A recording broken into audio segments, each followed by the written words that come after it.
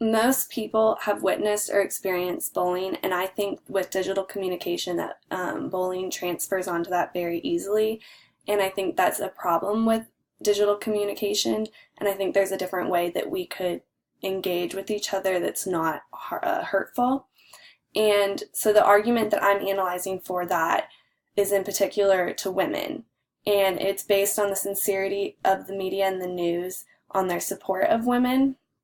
And the three forums that I used for this were Facebook, Instagram, and Reddit. And I used Facebook and I posted in a particular group full of college students because as a college student, we're young, impressionable kids and just starting to make our way around the world. And so we're the key targets for all these media and getting influenced and impacted.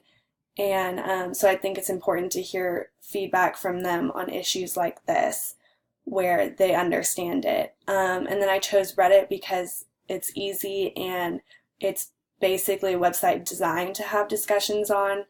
And you can find most things on there and people express all their opinions and everything like that. And then lastly, I chose Instagram and I posted to my Instagram story and did polls because it's an instant gratification of getting feedback and it's super easy to do. And then again, with similar to Facebook, all my followers are college students and mostly women, so it's the key audience of who I am targeting, and they're definitely the ones that can make change if they decide to. And so for Reddit and Facebook, I decided to post the same content just to see how they would differ. And so I first stated my case, exactly what I wanted to start my argument on, and then I provided examples and concepts to focus my discussion on understanding how, if the media is sincere or not when it comes to women. And so I brought up some examples just to make sure that people completely understood what page I was on. And so I first brought up Aries' campaign recently that is super inclusive of women, and it allows women of different sizes, ethnicities, disabilities, etc. all and it includes all of them, and it strays away from the traditional thoughts of society of the perfect woman. And then another concept that I addressed that actually kickstarted this whole project was Teen Vogue's tweet, and they refusing to feature Melania Trump and her fashion in her trip to London based on her husband's political views and decisions. Yet they are a magazine that are geared towards young, impressionable women, and they have a foundation based on empowering women, so their actions were a little hypocritical. And then a third concept I mentioned was how famous women receive backlash on their fashion choices, and most of the time magazines and blogs will feature things like who wore it better, or commentary on certain outfits. For example, Meghan Markle's wedding dress. And so you can see there on Facebook that I posted everything like that, and I received a couple comments, mostly two from girls, and mostly agreeing that there is some change but not a whole lot, and that that media sources do impact women in some sort of a negative way. And so secondly, on Reddit, I posted, actually, as I said, the same thing.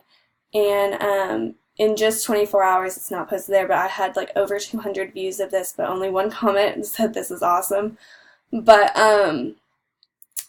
in general, I think that the media has a negative outlook towards women, and that companies like Aerie, if they want to become more inclusive, can change operations to become more positive.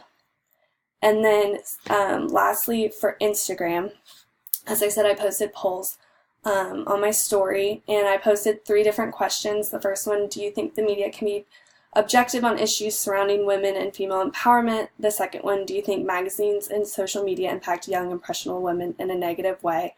And do you think media outlets should be more supportive of all women and less biased, regardless of any opinion or affiliation?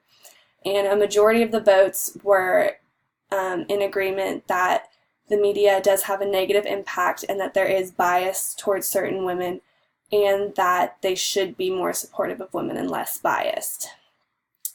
And then lastly, Twitter. This is what kickstarted this whole idea. My tweet there in the middle, but that is Melania Trump's tweet, and that's Teen Vogue saying that they don't want to support her. And then on the right, it just gives an example of what I was saying with the whole bullying thing and how media pits women against each other, even though they say that they're supporting each other. And in this, they're comparing Michelle Obama to Melania Trump, which is the same thing as who wore it better. And I personally think that we need to build each other up instead of tear each other down, and in particular women, just because it's so just across all the forums, online communication and everything. And I just think that it needs to change. And then from all of this, I've learned that there's a lot of instant feedback, which is really nice if you're trying to discuss an opinion. And most of the time people are very factual, and it's not attacking the person, it's attacking the idea if they do disagree, which is how arguments should be discussed instead of attacking the people, which is what I'm arguing against.